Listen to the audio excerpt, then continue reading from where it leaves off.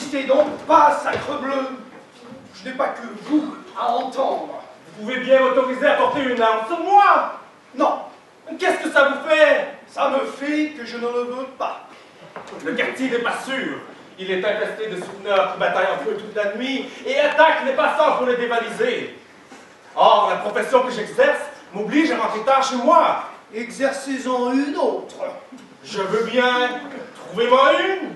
Vous voulez rire, j'imagine? Est-ce que vous vous croyez dans un bureau de placement?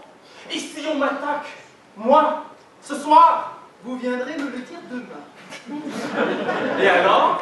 Alors, mais seulement alors, je vous autoriserai à sortir avec un revolver sur vous. En sorte que j'aurai le droit de défendre ma peau après qu'on me l'aura crevé? Oui, chaque mois. En voilà assez. Aux ordres du gouvernement, que j'ai l'honneur de servir. Je suis ici pour appliquer les lois, et non, comme vous semblez croire, pour en discuter la sagesse. Si vous n'êtes pas content de nos institutions, changez-les. Si ça tenait à moi. Quoi? Un mot de plus, je vous fais empoigner. A-t-on idée d'un ostrogo pareil, qui vient semer la perturbation, et faire le révolutionnaire jusque dans le commissariat? Vous avez de la chance que je sois bon enfant. Mais monsieur... Voilà, c'est, je vous dis. Et puis fichez-moi le temps, hein, et que ça ne traîne pas, ou je vais vous faire voir de quel bois je me chauffe. Allez, allez. J'aurai l'œil sur cet anarchiste.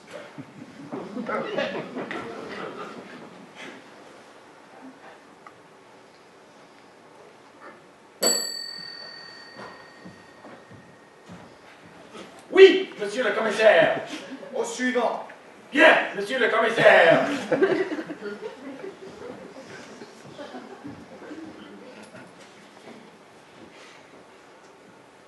Ce feu ne va pas. C'est une Sibérie ici.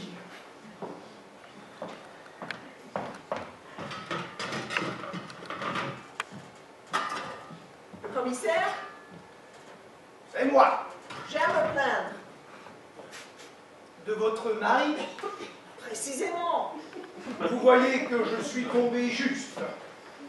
Eh bien, ma chère madame, je ne puis rien pour vous. J'ai le regret de vous l'apprendre, mais j'en ai également le devoir. Mais bien sûr, ne vous asseyez pas, madame, c'est inutile. Vous allez perdre votre temps et me faire perdre le mien. C'est curieux ce parti pris, chez les trois quarts des femmes, de considérer le commissaire comme un raccommodeur de ménage cassé.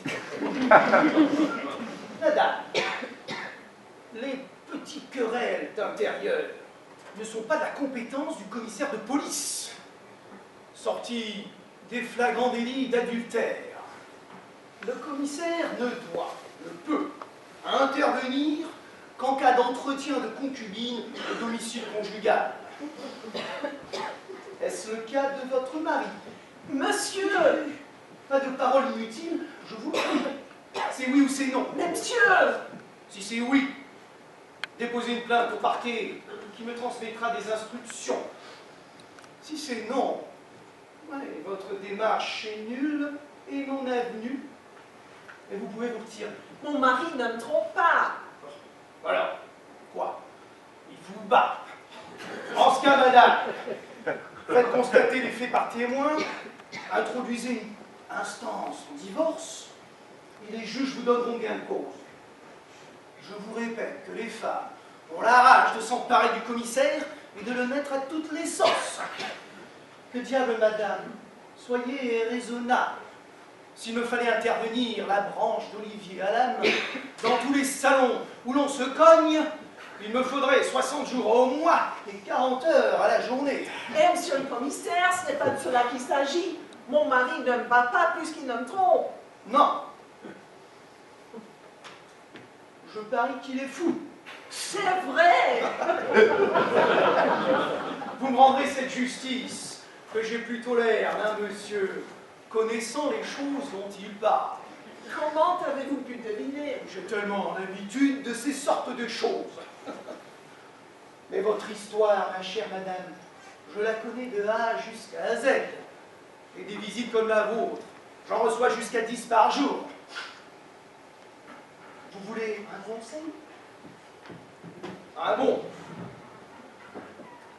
Rentrez donc tranquillement chez vous, préparez votre déjeuner. Votre mari n'est pas plus fou que moi. Il est fou, allié. Non, Si. non.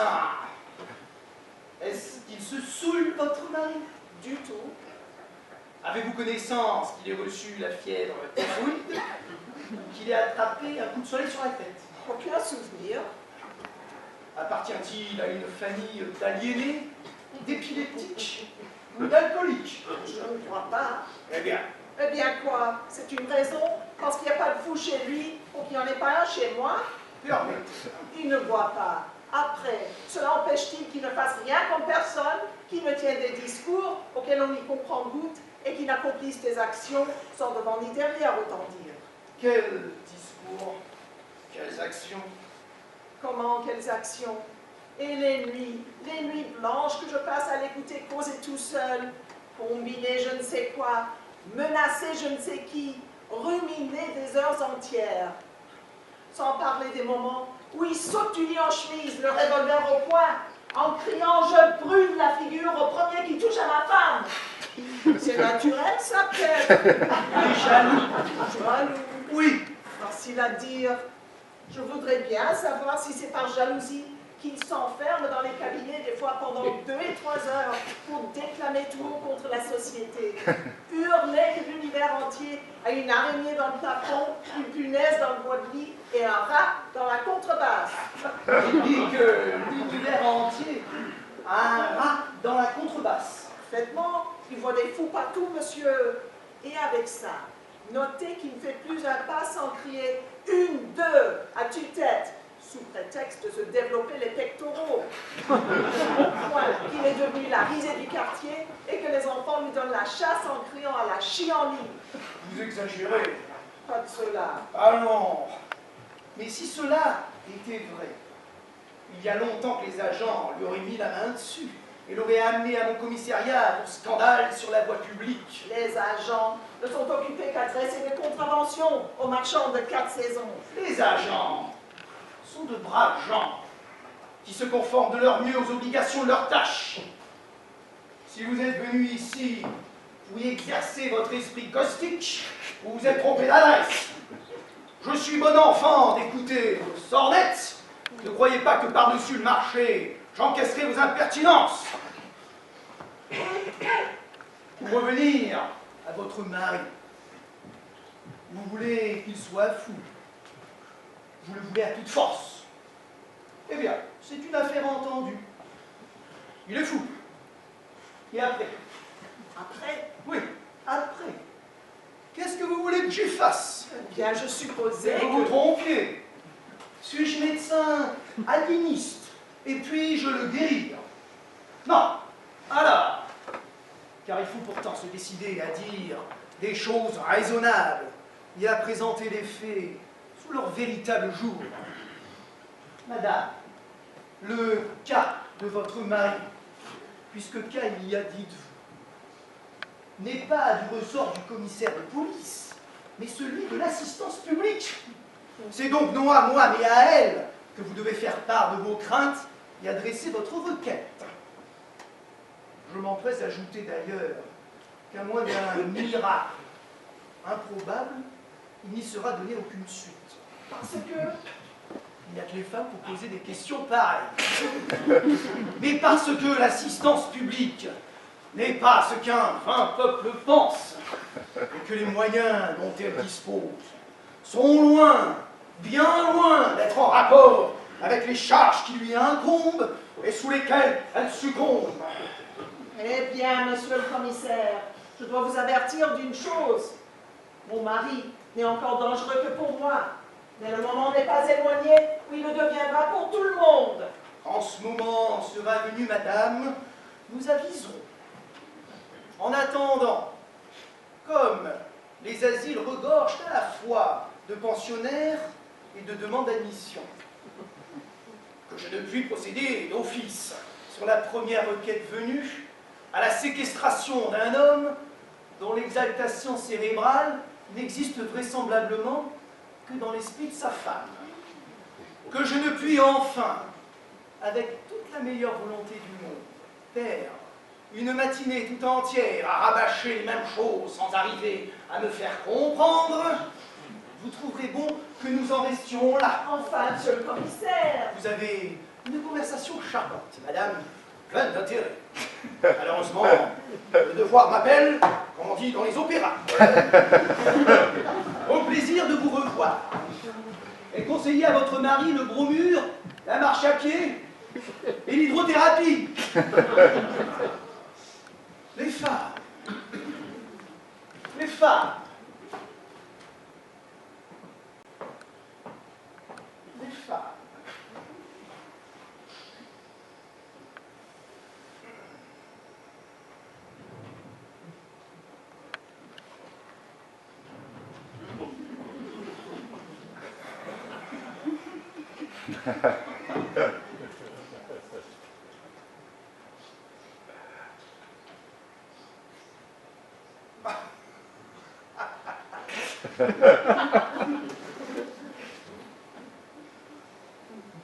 Monsieur le commissaire, Vous demandez, une audience, une courte audience. si courte que cela? J'en ai pour 10 minutes. Pas plus. À peine, monsieur. Ah, en ce cas, veuillez vous expliquer. Monsieur le commissaire, c'est bien simple. Je viens déposer entre vos mains une montre que j'ai trouvée cette nuit au coin du boulevard Saint-Michel et de la rue Monsieur le Prince. Une montre. Une montre. Voyons. Voici.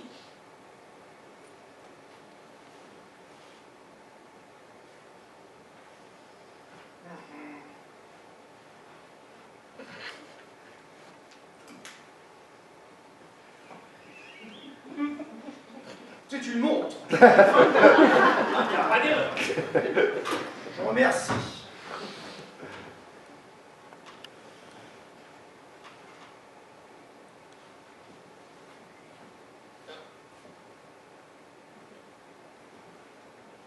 Puis-je me retirer? Pas encore. Je suis un peu pressé. Je le regrette. On m'attend.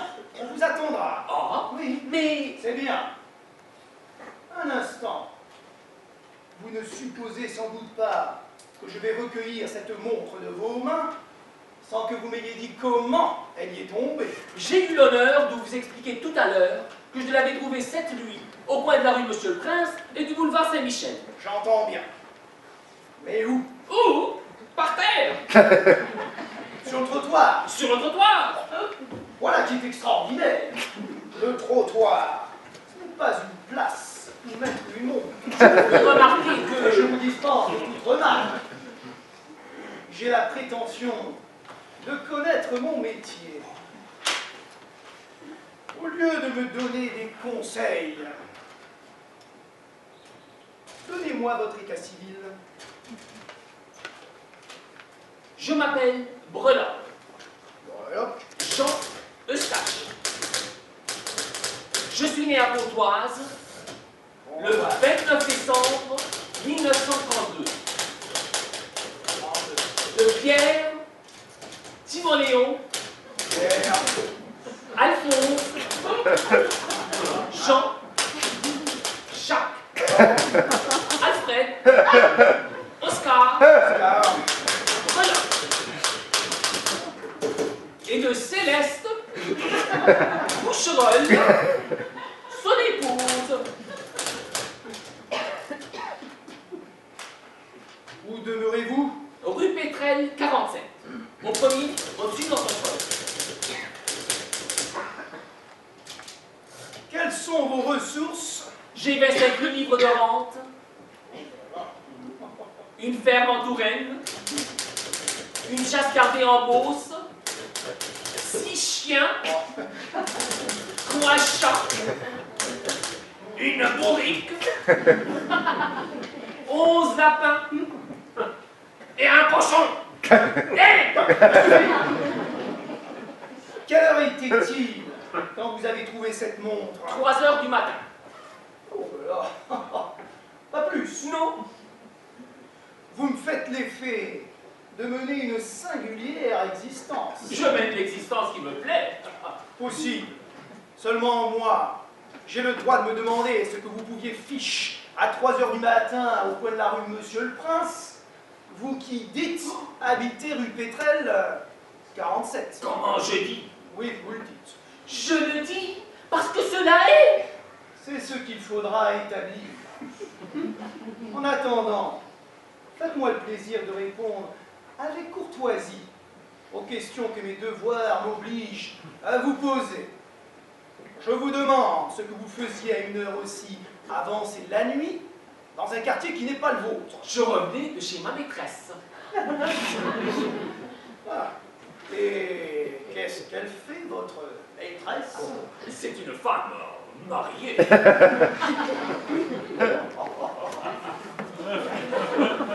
À qui?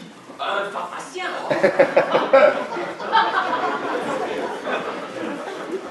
Qui s'appelle? Ça ne vous regarde pas. C'est à moi que vous parlez? Je pense. Oh, mais dis donc, mon garçon, vous allez changer de langage? Vous le prenez sur un ton qui ne me revient pas. Contrairement à d'autres figures qui me revient, elle. Ah bah. Oui, comme un souvenir. Vous n'avez jamais eu de condamnation? Et vous? Vous êtes un insolent. Vous êtes une foutue bête. Retirez cette parole. Ah. Vous vous fichez de moi. Me prenez-vous pour un escroc? Et puis j'en ai mis un dos à la fin. Pour m'embêter avec votre interrogatoire. Attends, une question pareille, je trouve que la rue est trop, je me détourne quand je m'appelle à raconter, et voilà comment j'ai reçu. D'ailleurs, c'est déjà une brève, moi. Il faut qu'on un service. Je vais vous donner un exemple. Le groupe d'ailleurs. C'est bien simple. La question va être tranchée. Emparez-vous de cet homme-là et collez-le-moi au violon. Ça, par exemple, c'est un comble. Allez! Allez au bloc! Et pas de rouspéton! Eh bien, que j'en trouve encore une. Que j'en trouve encore une. Le vôtre. Lâchez-moi pas ce soir du commissariat, du commissaire. Breloque. Breloque. Est-ce que j'en sais, moi, si cet homme-là s'appelle Breloque? À la rigueur, moi aussi, je pourrais m'appeler Breloque. Si on les écoutait, ils s'appelleraient tous Breloque.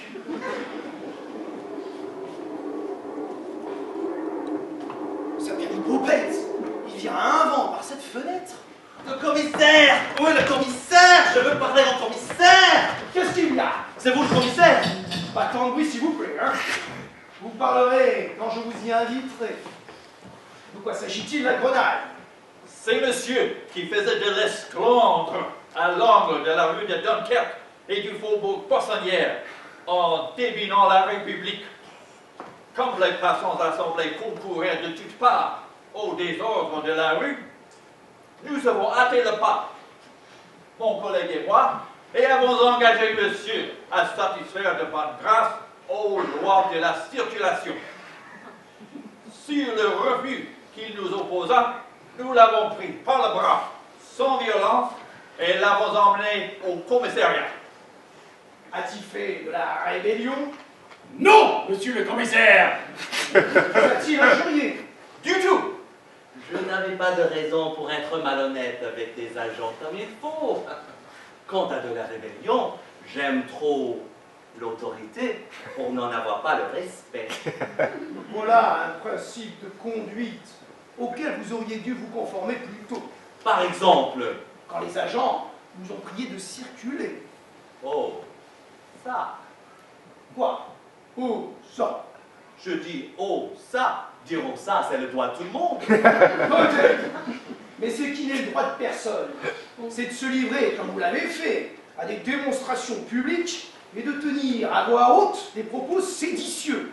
La République me dégoûte. Ce n'est pas une raison suffisante pour essayer d'en dégoûter les autres. Ça encore? Quoi? Ça encore? Je dis ça encore, ça vous choque? Oui, ça me choque. Et puisque puisque vous le prenez comme ça, le paysage va changer d'aspect. Ça encore, hein? Je vous remercie. Ça encore. Comment vous appelez-vous? Floche. Avec ou sans S? Sans S. Vos prénoms? Jean-Édouard. Domicile rue des Vieilles Ouvrières, 129. Votre profession? Je n'en ai pas.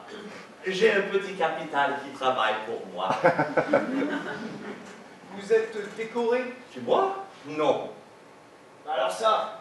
Ça, c'est un pense-bête. J'ai la mémoire assez indocile, je vous dirais.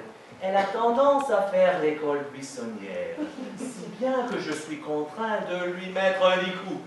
D'où ce ruban qui la rappelle, quand le besoin s'en fait sentir, au sentiment de sa mission. C'est nouveau et ingénieux. Soit. Mais ce ruban peut vous signaler à l'attention des juges et vous valoir 6 mois de prison. Enlevez-moi ça, hein?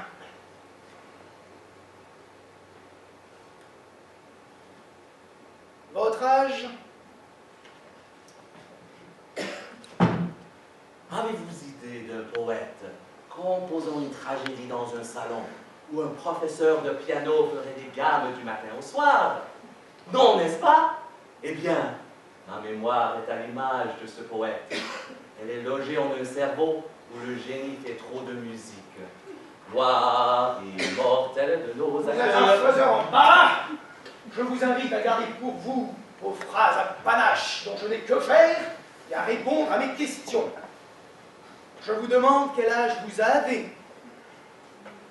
25 ans. Est-il? 25 ans. Comment 25 ans? Vous avez 25 ans? Oui. Vous les avez eus. C'est bien pourquoi je les ai gardés.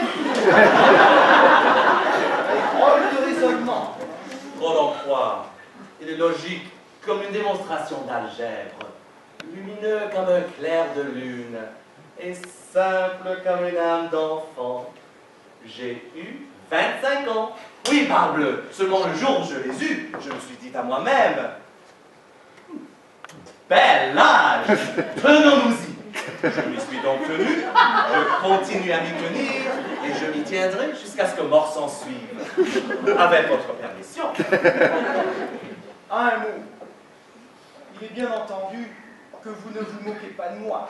Je ne vois rien dans mes allures, dans ma tenue, ni dans mon langage, qui puisse vous autoriser à une supposition semblable. C'est que précisément... Ah, j'attendais l'objection. Elle était fatale en un temps où la raison se promenant gravement par les rues, la tête en bas et les jambes en l'air, on en est venu petit à petit à ne plus distinguer nettement ce qui est le vrai de ce qui est le faux, et puis à prendre le faux pour le vrai, l'ombre pour la lumière, le soleil pour la lune, et le bon sens pour l'égarement. C'est ainsi que ma femme, qui est devenue folle au contact d'un air saturé de folie, tire des plans pour me faire fourrer à Charenton. Se peut-il? Elle aurait une punaise dans le bois de lit? Et un rat dans la contrebasse. Je suis fixé. Monsieur, Le cas de cette malheureuse, qui est, à peu de choses près, celui de la foule tout entière, devait naturellement tenter l'esprit de logique et d'analyse d'un moraliste équilibré. Aussi ai-je conçu le projet de l'étudier tout au long, avec ses effets et ses causes, en un ouvrage intitulé « Le daltonisme mental ». monsieur, Ouvrage d'une haute portée philosophique, fruit de mes réflexions, fille elle-même de mes longues veilles, et dont je prendrai la liberté de vous développer les grandes lignes. Monsieur, le... Oh. Pardon. il m'embête cet homme-là. Pas ça. Il ferme la porte. Vous voyez, je fais comme chez moi. En effet, Et c'est le tort que vous avez. Rendez-moi ma clé. Votre clé? Oui, ma clé. Quelle clé? La clé de cette serrure. Eh bien, Rendez-la à moi. Oh. Non. Non. Non. Pourquoi? Parce que j'aime mieux la garder dans ma poche. Vous n'avez aucun intérêt à ce que cette porte soit ouverte, et moi j'en trouve un grand à ce qu'elle soit fermée. Je veux bien vous, magistrat officiel, vous mettre dans le secret des dieux. Mais d'aller confier au hasard d'une porte qui peut s'entrebâiller sans bruit, d'aller jeter en pâture à l'oreille bien discrète du premier coussin qui passe, c'est une autre paire de manches. Le vent de folie qui souffle de toutes parts prend naissance dans un quiproquo, dans le malentendu survenu entre la nature qui commande et l'homme qui n'exécute pas, entre les intentions bien arrêtées de l'une et l'interprétation à rebrousse-poil de l'autre. Si vous ne me rendez pas ma clé, hein, à l'instant même, j'appelle à l'aide, j'enfonce la porte, et je vous expédie à l'infirmerie du dépôt, ficelé comme un saucisson. Vous avez compris? Oh, merveille! Oh. Si vous dites un mot, si vous faites un geste, si vous cessez un seul instant de me regarder dans le blanc de l'œil, je vous envoie 6 coups de revolver par le nez et je vous fais éclater la figure comme une grossière accro. Qui est-ce qui m'a bâti un fou furieux pareil? C'est moi le fou. Silence! Vous ça va mal tourner. Je suis bon enfant, mais je n'aime pas les fous. Je comprends ça. Le fou, c'est mon ennemi d'instinct, entendez-vous? C'est ma haine, c'est ma rancune. La vue d'un fou suffit de me mettre hors de moi. Et quand je tiens un fou à portée de ma main, je ne sais plus. Non, je ne sais plus de quoi je ne suis pas capable. C'est la crise, je suis dans le beau drap. Non, non, non, non.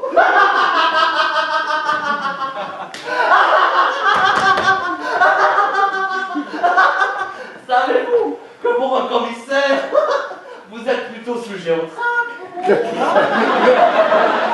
J'en avais vu. Je vous assure. Ah non, ne faites pas le modeste. Vous en tremblez encore comme de la gelée de veau. Comment? Vous n'avez pas compris que je vous faisais une farce? Ai-je donc la figure d'un homme qui caresse de mauvais desseins? Certes, c'est juste Ce quoi? ce revolver. Un mauvais coup est si vite arrivé comme on dit. Oh, vous dites des enfantillages.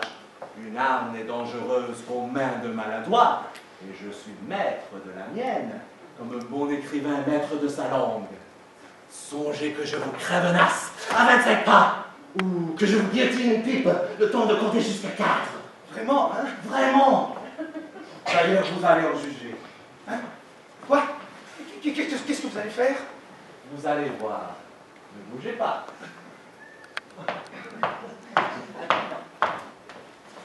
Non, non, non, non. Oh, ne bougez donc pas, Trebleu. Je vous dis qu'il n'y a pas de danger.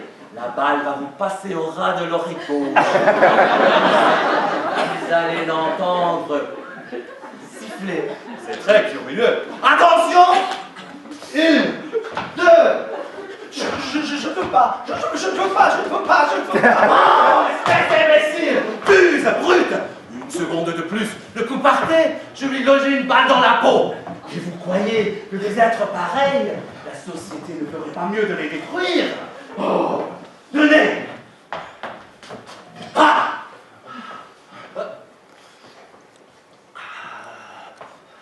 Je ne sais ce qui me retient de vous clouer au mur, comme une chauve-souris avec 20 pouces de fer dans le ventre. Ça recommence. Après le feu, le fer. Zut, à la fin, on ne peut pas être tranquille une minute avec vous. Insensé! Non. Oh! Grelot vide, timbre fêlé, tête de sang savelle. Je vous jure que vous êtes dans l'erreur. Vous vous faites de mes capacités une idée qui n'est pas la bonne. Je sais. Vous êtes un traditionnel, classique, celui qui prêche et qui vend la sagesse. Mais, pauvre idiot, tout en vous, tout respire et trahit la démence. Depuis la bouffonnerie de votre accoutrement jusqu'à l'absurdité sans nom de votre visage. Trop aimable. Qu'est-ce que c'est que toute cette paperasserie? Ça ne sert à rien. Mais si. Mais non! Erreur de vos sens abusés! Mais ces papiers, ça n'a aucune utilité. Mais oui. Illusion! Ah! Chimère! Ah, c'est gay, hein. Et ça! Quoi, ça? Ça! C'est du feu. Du feu! Du feu au mois de janvier! Eh bien, Est-il bête? Alors non! Vous ne comprenez pas qu'à moins d'être une énergie humaine, on ne doit faire de feu que pendant les grandes chaleurs! à cause. À cause que la nature, qui seule et toujours a raison, exige que l'homme ait chaud l'été, quand elle veut qu'il ait froid l'hiver. Éteignez-moi ce brasier! Non. Vous ne voulez pas l'éteindre? Si. Et en trop!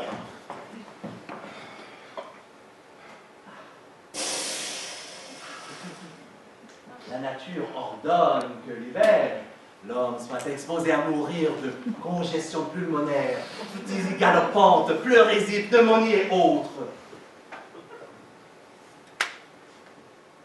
Ouvrez cette fenêtre. Non. Vous ne voulez pas l'ouvrir? Si. Et que ça ne traîne pas!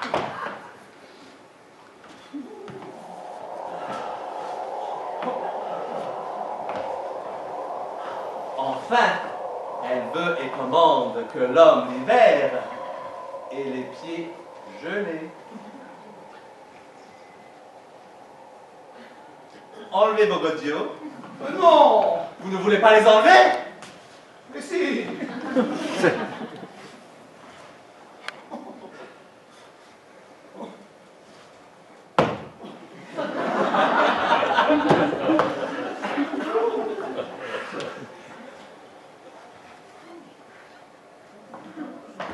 Oh, mais non.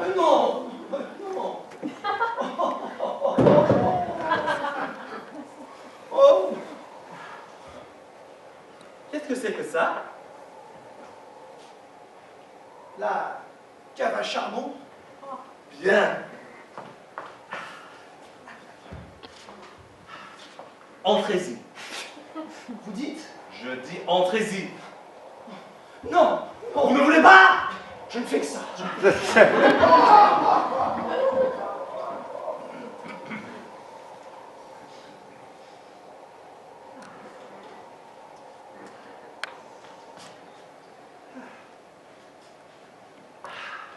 Gloire immortelle de nos aïeux, sois-nous fidèles, mourons comme eux, et sous ton aile soldat avec un, dirige nos pas, enflamme nos cœurs. Gloire immortelle de nos aïeux.